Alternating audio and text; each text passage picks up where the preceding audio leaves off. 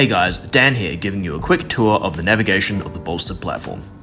When you first log in, you'll be taken to the home screen, where you can select which company you would like to view if you're in more than one.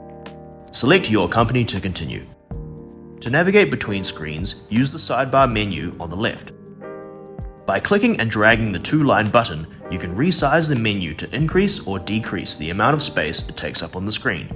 You can also click this button to collapse this menu, and click again to expand it. Due to the number of items on the sidebar menu, it may be difficult to locate key tools that you use often. By hovering over each item, a pin icon will appear on the right. By clicking it, that menu item will be added to your favorites list, which stays at the top of your menu at all times, so that you can access these tools more easily.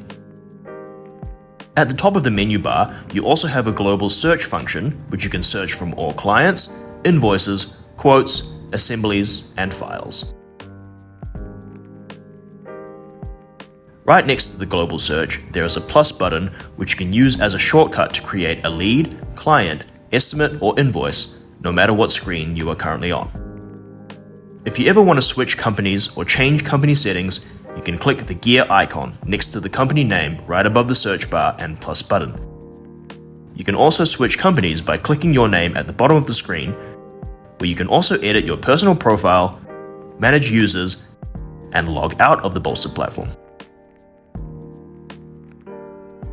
Thanks for watching this video on the basics of navigating the Bolster platform.